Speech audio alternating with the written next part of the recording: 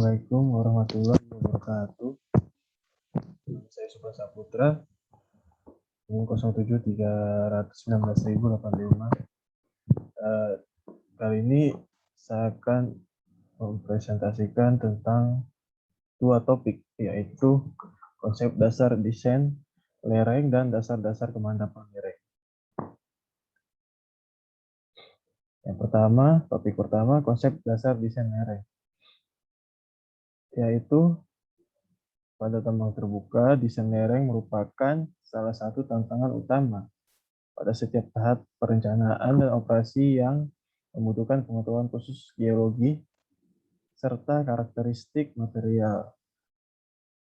Tujuan dari desain lereng itu sendiri yaitu memberikan konfigurasi penggalian yang optimal terhadap keselamatan, perolehan biji atau batu bara, dan pengembalian modal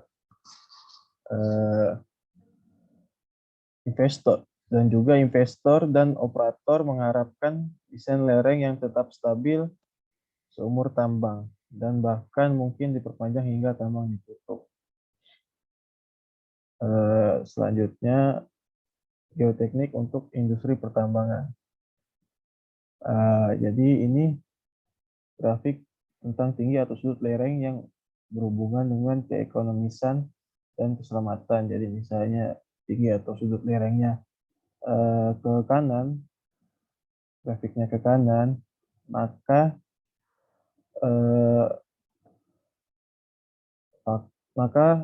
aspek keekonomiannya semakin tinggi dan keselamatannya semakin rendah. Sementara kalau grafiknya ke kiri, maka aspek keselamatannya tinggi, sementara keekonomisannya rendah. Selanjutnya, project development flowchart, pengembangan project. Pertama, mineral deposit. Habis itu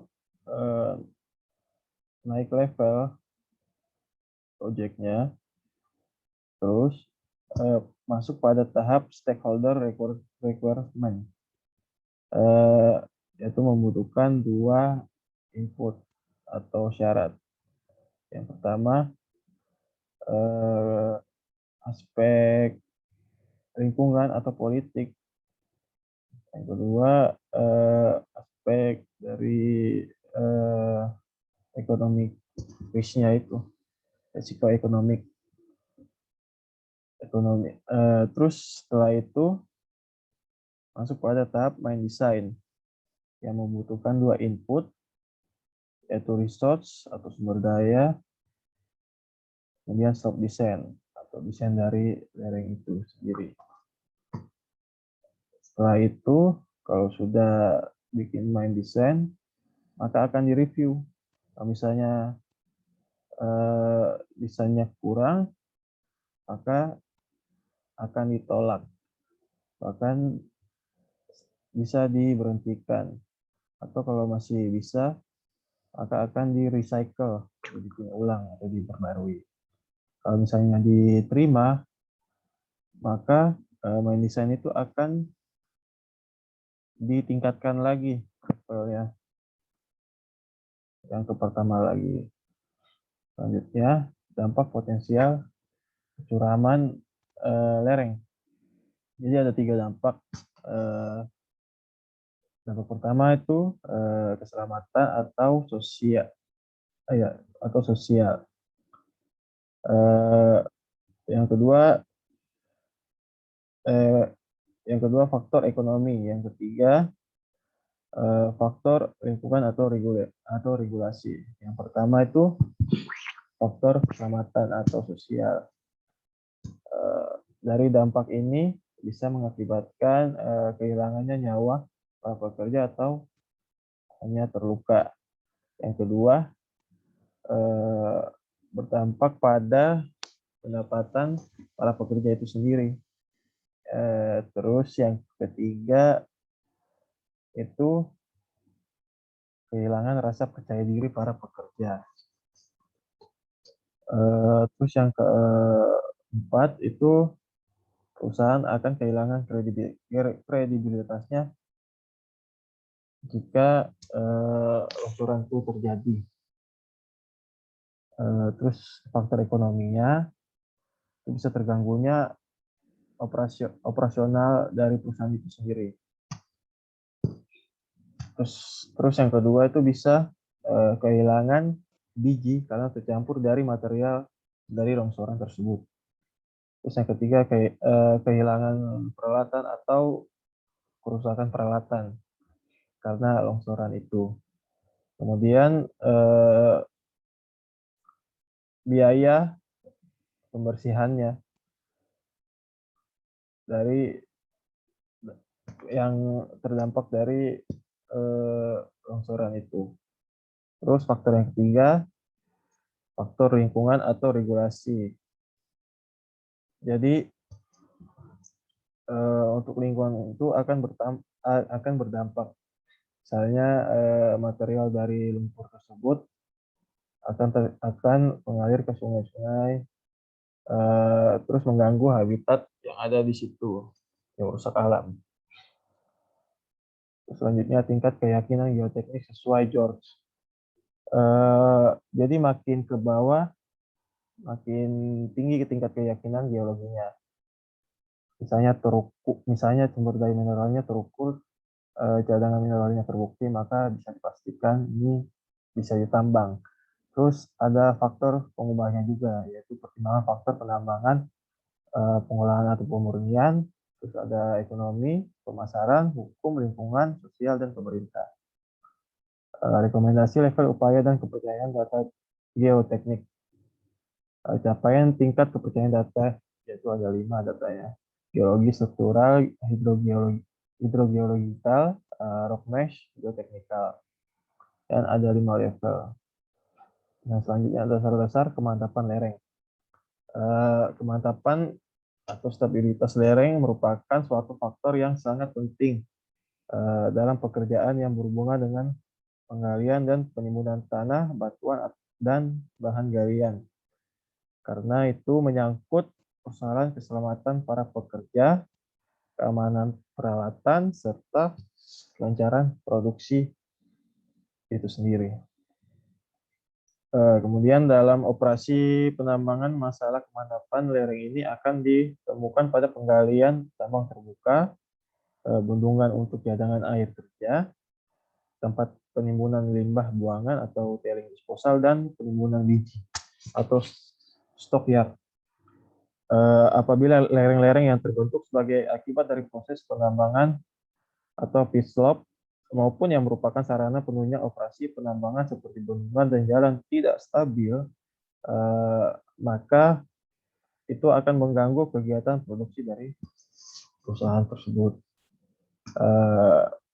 Kemudian dari keterangan ini dapat kita pahami bahwa analisis kemantapan lereng ini merupakan suatu bagian yang penting untuk mencegah terjadinya gangguan terhadap kelancaran produksi maupun terjadinya bencana yang fatal. Kemudian model geologi.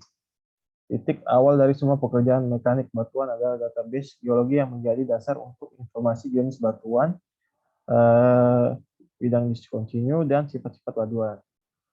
Analisis yang canggih pun dapat menjadi tidak berguna jika dasar informasi geologinya tidak cukup atau tidak akurat.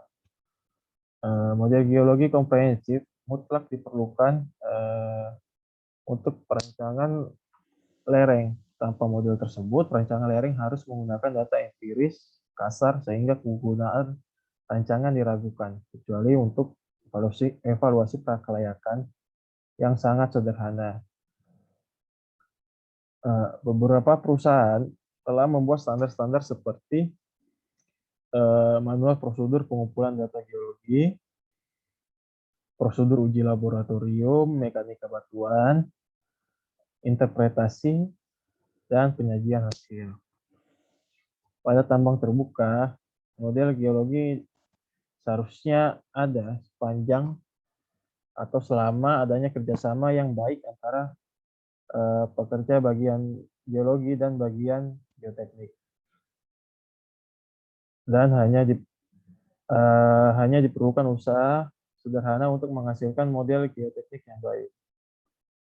Selain itu, informasi terpenting adalah data struktur atau struktur mayor dan domain struktur. Informasi ini harus cukup rinci sehingga kecenderungan statistikal dapat diperkirakan dan digunakan sebagai input model analitik. Kemudian pengumpulan data geologi dan geoteknik.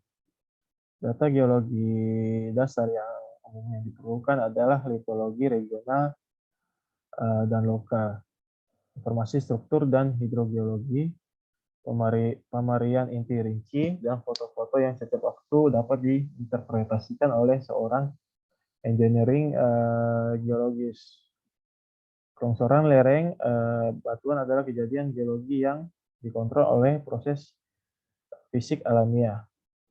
Model geologi geoteknik yang dapat digunakan untuk memahami dan menganalisis proses ini harus mengandung data struktur, litologi, mineralisasi, dan alterasi, pelapukan, hidrogeologi, dan karakteristik massa batuan.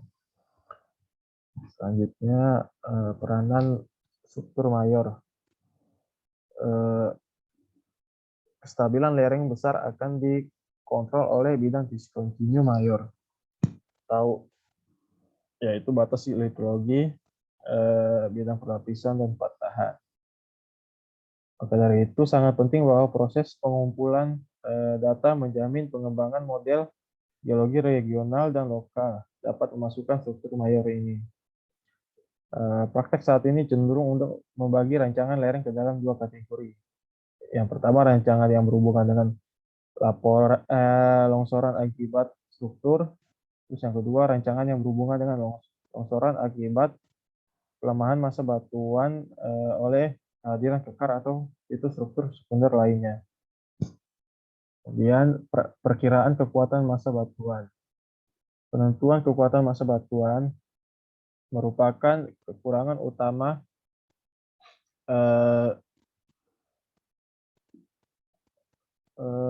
dalam praktek perancangan lereng batuan. Namun